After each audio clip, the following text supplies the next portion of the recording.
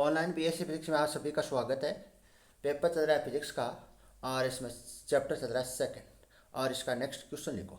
इसमें आप क्वेश्चन लिखो, सिद्ध कीजिए कि गोले को समावेशित करने के लिए सिद्ध कीजिए कि गोले को समावेशित करने के लिए आवश्यक विद्युत स्थितिज ऊर्जा निम्न होती है। ये आपको क्या करना देगा, क्वेश्चन में प्रूफ करनी है।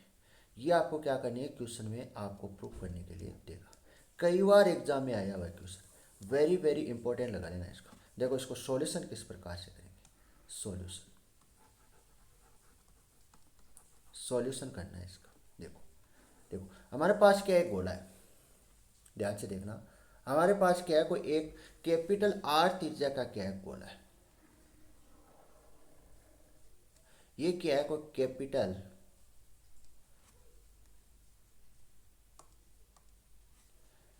कैपिटल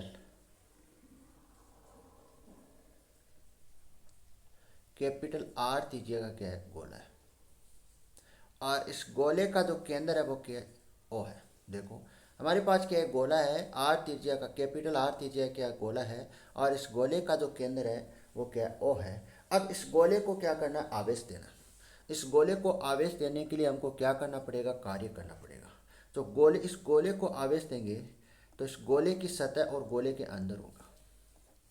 और ये कौन सा गोला है, अचालक गोला है। कौन सा, अचालक। अचालक गोलों को हम क्या दे रहे हैं, आवेश दे रहे हैं।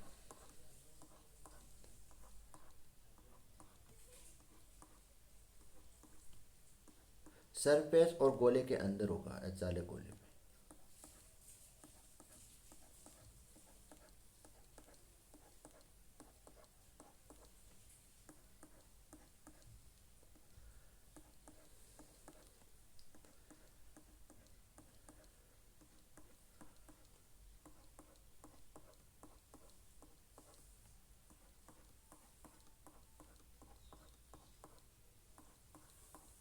ये क्या है, कोई अचालक गोला है। और इस अचालक गोले को हम क्या दे रहे हैं, क्यों आवेश दे रहे हैं। क्या दे रहे हैं, क्यों आवेश दे रहे हैं। तो इस क्यों आवेश देने के लिए हमको क्या करना पड़ेगा, कार्य करना पड़ेगा। तो किया गया जो कार्य वो किस में संचित हो जाता है, स्थितिज ऊर्जा में संचित हो जाता है। और यही हमको क्या करना है, प्रूफ करना है। मतलब यहाँ पर यू क्या है, स्थितिज ऊर्जा है।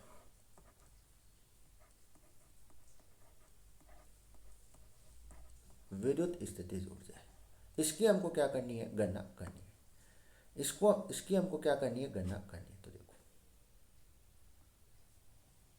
ये यहाँ पर अब देखो इसकी थ्योरी लिख लेते हैं।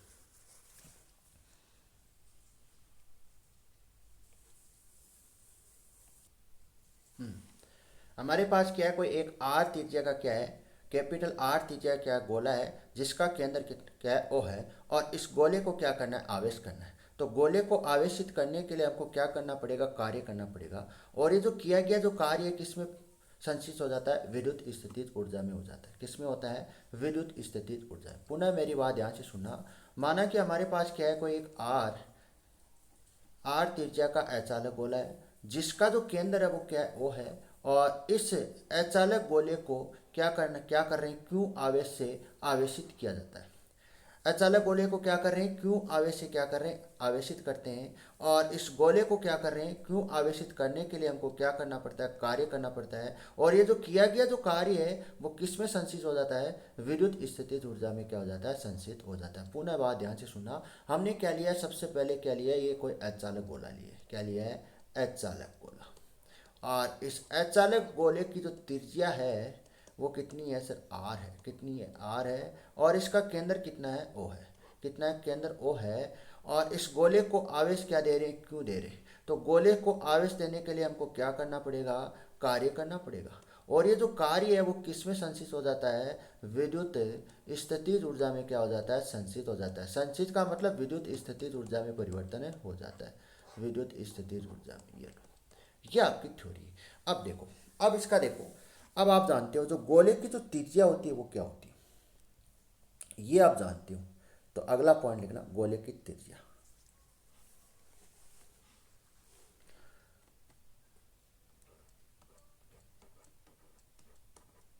गोले की त्रिज्या, गोले की त्रिज्या कितनी है, आर है। कैपिटल आर है। और देखो गोले का आयतन लिखना चाहते हैं, गोले का आयतन, गोले का आयतन को किससे लिखते हैं, स्मॉल वी से लिखते हैं। किससे लिखते हैं, स्मॉल वी से। देखो कितना होता है, 2 पाई, सॉरी 3/पाई, 4/पाई होता है। गोले का आयतन क्या होता है, 4 पाई/3।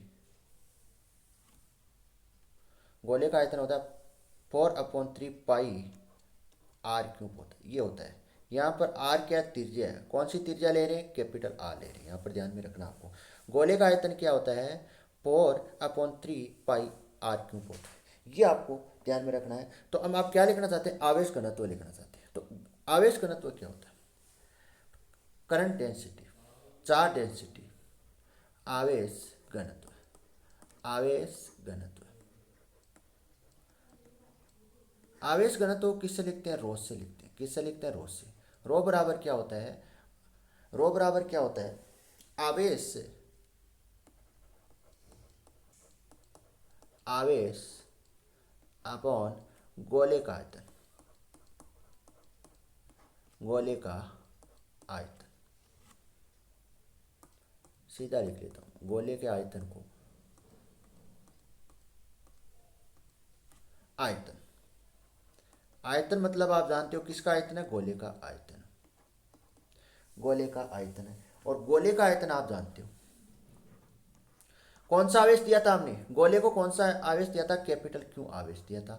और गोले का आयतन हमने कितना लिखा है, 4/3 पाई r³ लिखा है। 4/3 पाई r³, ये क्या है, गोले का आयतन है। तो रो बराबर क्या हो जाएगा, रो बराबर हो जाएगा 3Q, 3Q, 3Q पाई r³। ये रो बराबर आपके पास डेंसिटी आ जाएगी। क्या आ जाएगी, आवेश घनत्व आ जाएगा आपके पास। इसको आप क्या दे दो, समीकरण नंबर 1 दे दो। समीकरण नंबर क्या आ गई, 1 आ गई। समीकरण नंबर 1 आ गई। आगे देखो, अब हम क्या कर लेते हैं, इस विद्युत स्थितिज ऊर्जा की गणना करने के लिए हम क्या करेंगे, अचालिक गोले में क्या मानेंगे, अल्पांश भाग की कल्पना करेंगे। हमारे पास क्या है, कोई अचालक गोला है, ध्यान से देखना,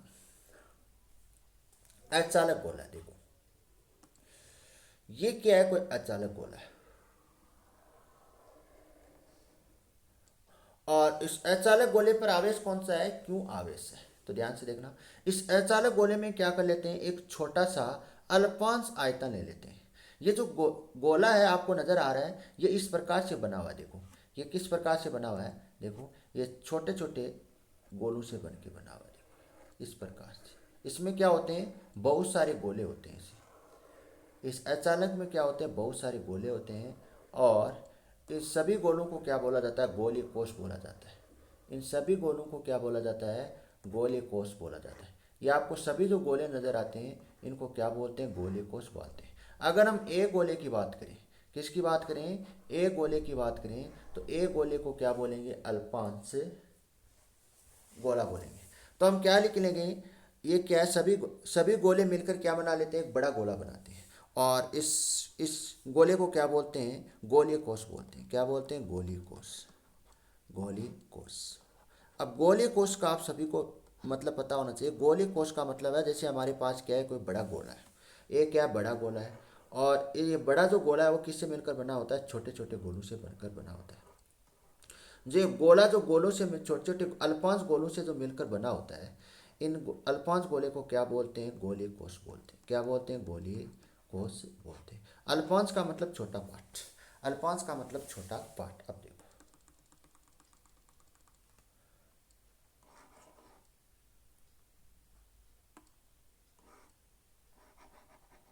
अल्पांश का मतलब होता है छोटा पार्ट। तो यह गोला है, अचालक गोला है, वो अल्पांश गोले से मिलकर बना होता है। और इस अल्पांश गोले को क्या बोलते हैं, गोलीय कोष बोलते हैं। तो देखो, इसमें हम थ्योरी लिखते हैं। क्या लिख लेते हैं, थ्योरी लिख लेते हैं।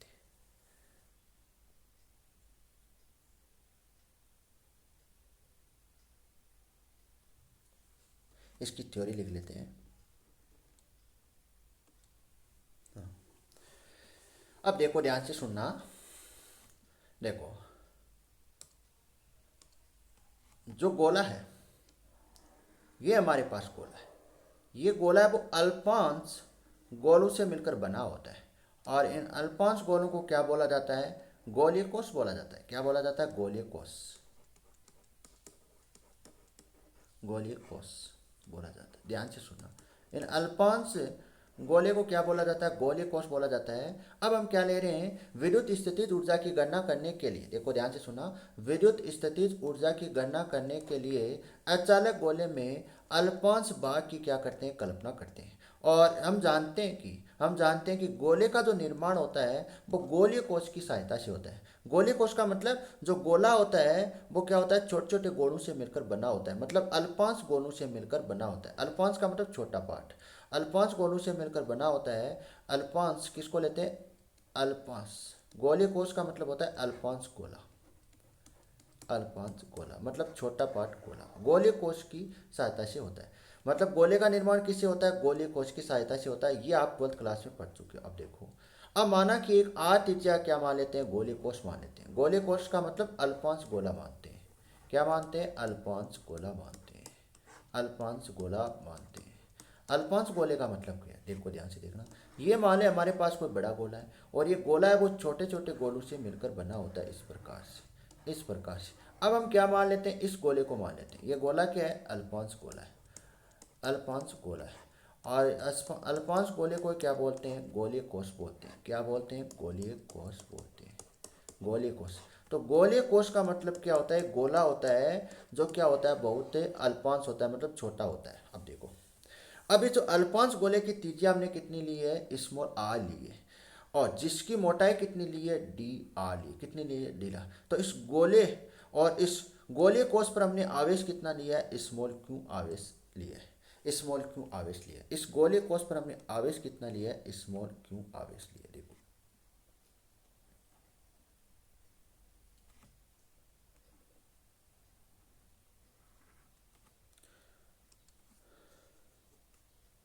स्मॉल क्यू आवेश उपस्थित है।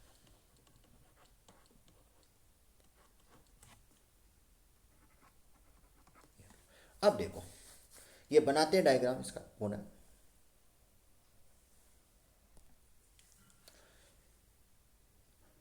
ये क्या है? कोई बड़ा गोला है। बड़ा गोला है, और इस बड़े गोले पर आवेश क्या है? प्लस क्यू, मतलब कैपिटल क्यू आवेश है।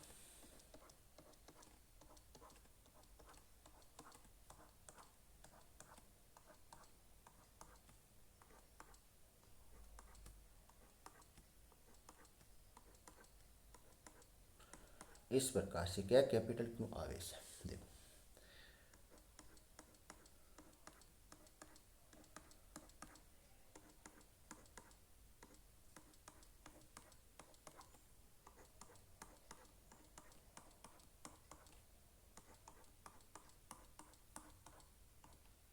कैपिटल क्यू आवेश है। अब देखो, इस गोले का जो केंद्र है वो क्या? ओ है। ओ केंद्र है, और इस गोले की जो त्रिज्या वो कितनी है? Capital R. अब देखना, अब हम क्या कर लेते हैं? एक अल्पांश गोले की क्या करते हैं? कल्पना करते हैं। इसको क्या बोलते हैं? गोलीय कोष बोलते हैं। और इसकी क्या ले लेते हैं? मोटाई ले लेते हैं।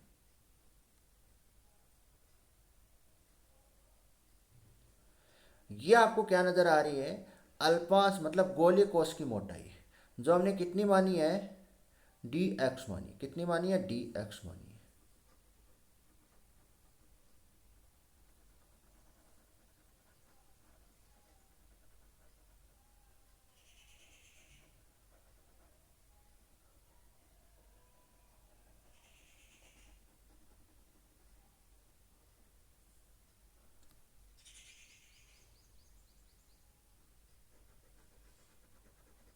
और इसकी जो त्रिज्या है वो कितनी मानी है हमने? स्मॉल आर मानी है।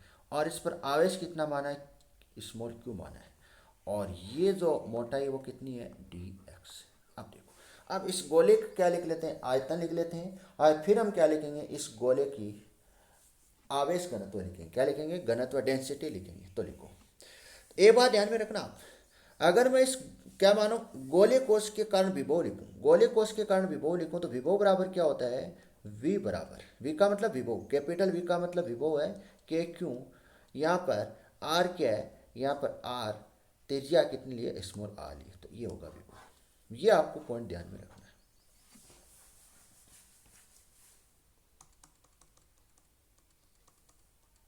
अब देखो,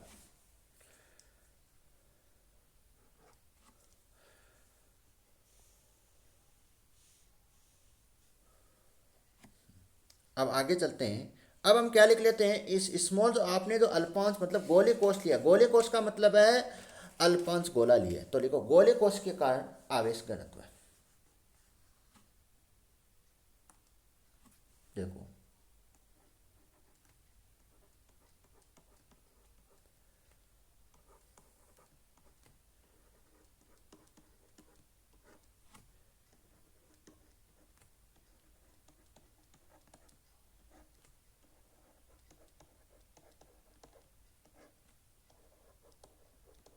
घनत्व, घनत्व किससे लिखते हैं? रो से लिखते हैं इस प्रकार से। रो बराबर होता है आवेश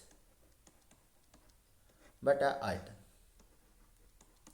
हाँ, गोले कोश का आवेश हमने कितना माना है? स्मॉल क्यू माना है, और इसका जो आयतन होगा वो क्या होगा? 4/3 पाई स्मॉल आर क्यू, ये होगा आयतन। ये आयतन होगा। अगर हम यहाँ पर क्या निकालना चाहते हैं? क्यू निकालना चाहते हैं, तो क्यू किस प्रकार से निकालेंगे?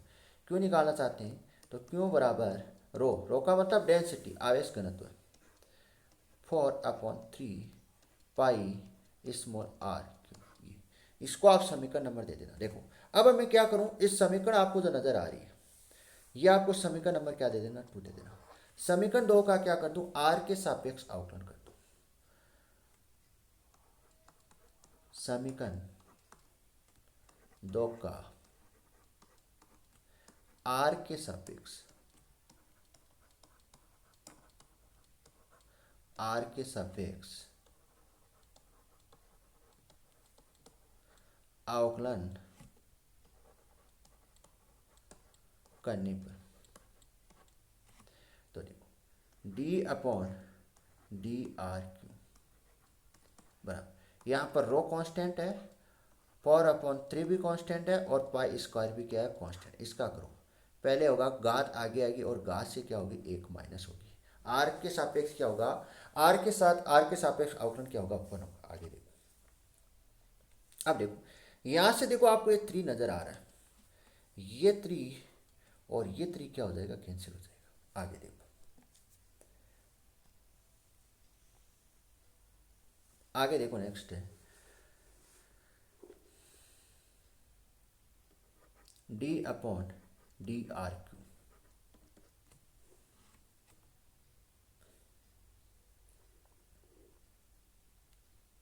Four pi square, 4 pi square,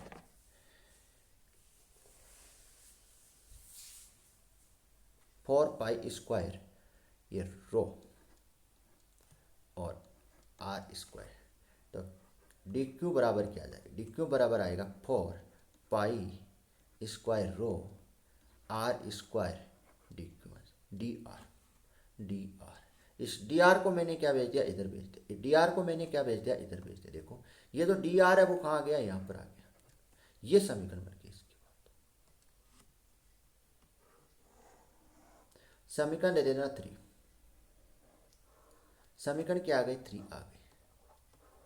समीकरण क्या आ गई? 3 आ गई। अब देखो, विभव की परिभाषा से, विभव की परिभाषा से, विभव की परिभाषा से,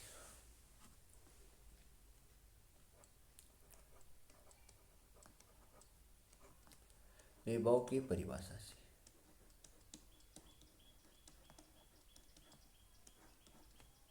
देखो, विभव बराबर क्या होता है?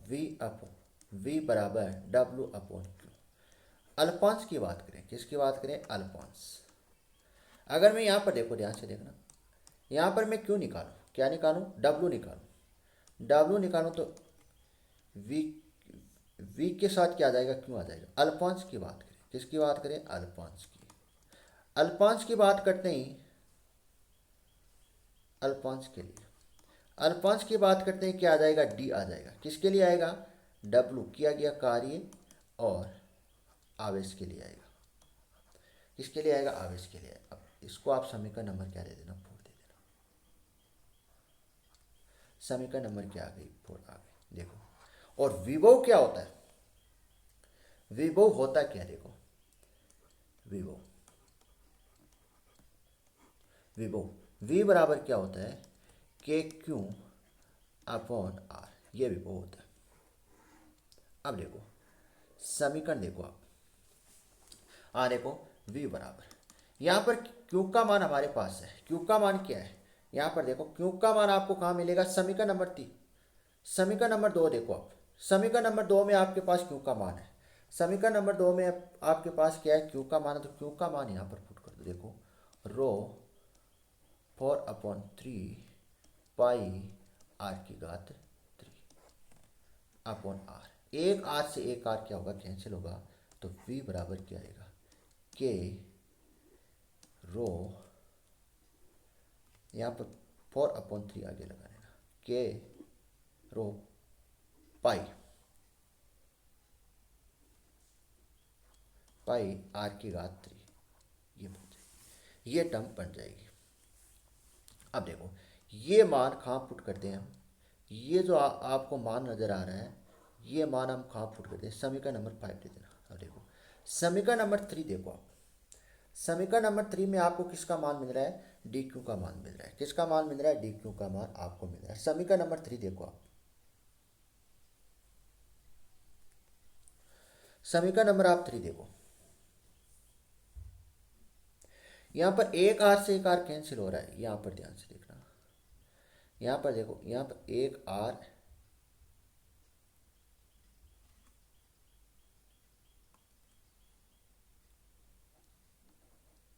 एक आर क्या हो रहा है, यहाँ पर कैंसिल हो रहा है, ये आपको ध्यान में रखना।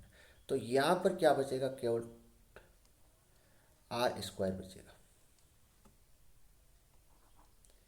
केवल आर बचेगा। अब देखो समीकरण नंबर जो 5 है और समीकरण नंबर 3 है, इन दोनों का मान कहाँ रख दें, समीकरण नंबर 4 में रख दें। कहाँ रख दें, समीकरण नंबर 4 में। देखो समीकरण समीकरण 5 वो है, समीकरण 3 का मान, समीकरण 4 में रखने पर, समीकरण 4 में रखने पर समीकरण 4 में रखने पर, तो रखो समीकरण 4 में। समीकरण 4 क्या है, समीकरण 4 है डी डब्ल्यू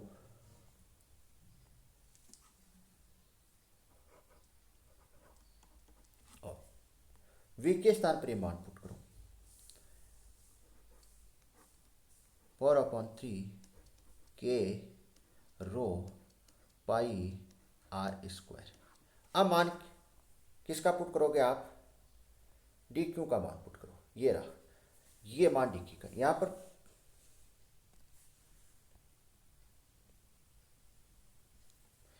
पर एक छोटी सी मिस्टेक है, देखो इसको आप पिटो, यहाँ पर स्क्वायर नहीं आएगा, यहाँ पर क्या नहीं आएगा, स्क्वायर नहीं आएगा, ये आपको ध्यान में रखना है।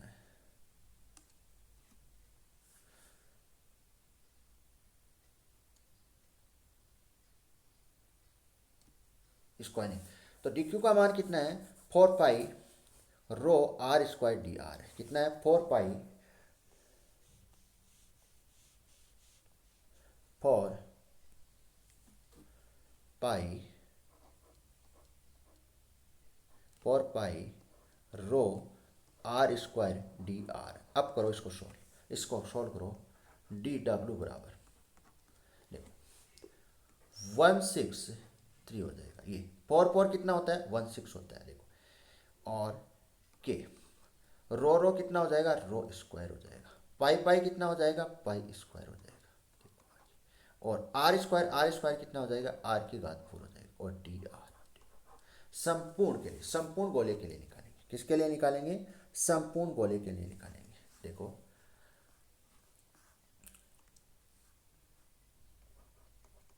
संपूर्ण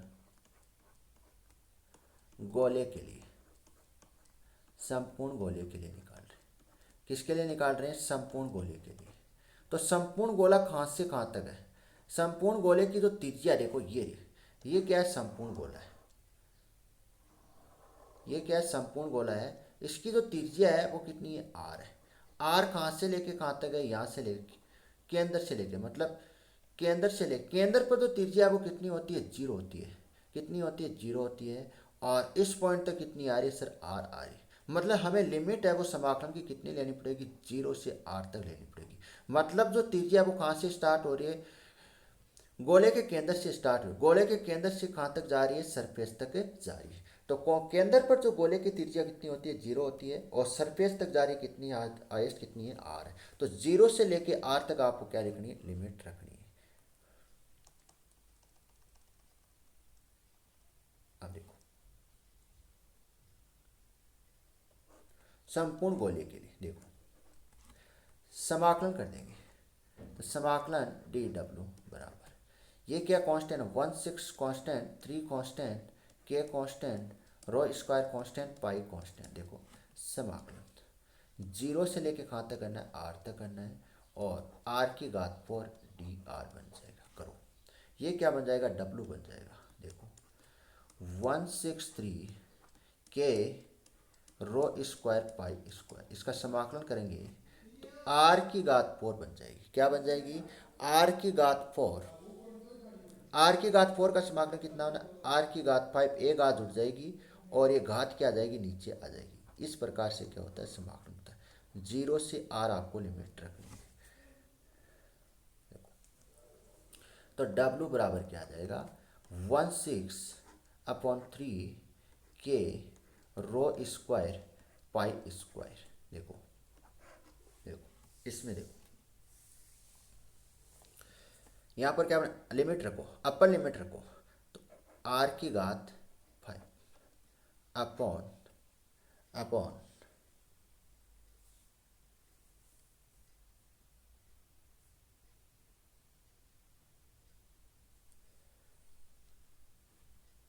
5 माइनस आर की घात 5 अपॉन, यहाँ पर 0 पुट करना है। क्या करना है? 0 पुट करना है।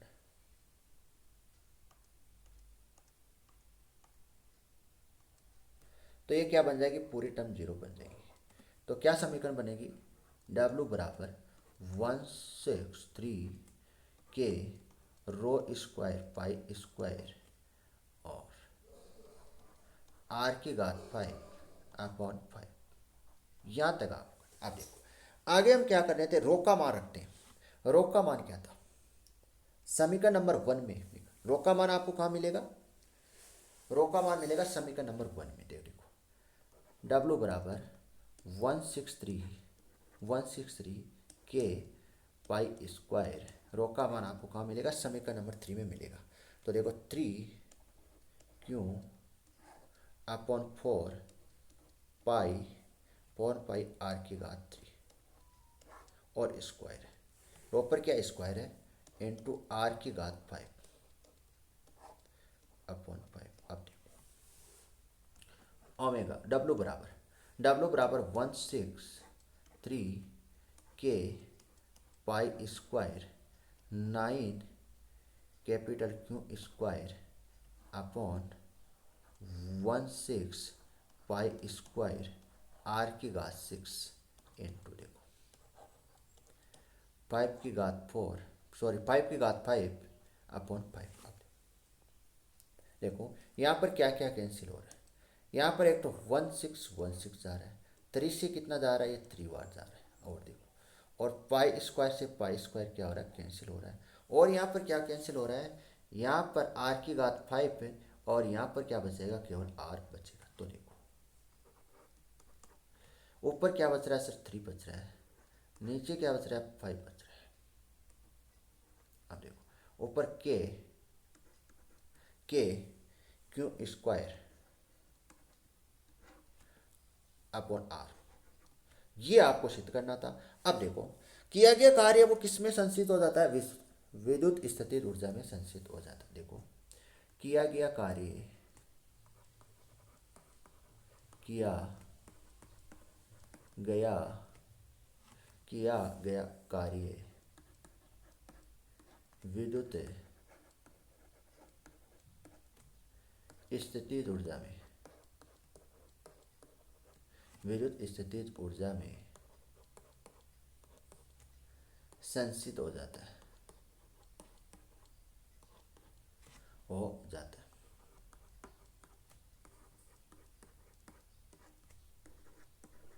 मतलब किया गया कार्य किस में संचित हो जाता है, विद्युत स्थितिज ऊर्जा में संचित हो जाता है। तो U बराबर क्या आ जाएगा, U बराबर 3/5 के क्यू स्क्वायर अपॉन आर। यही आपको क्या करना था, सिद्ध करना था। कई बार एग्जाम में आया हुआ है, वेरी वेरी इंपॉर्टेंट लगा है ना, सिद्ध कीजिएगी, आपको सिद्ध के लिए पूछेगा।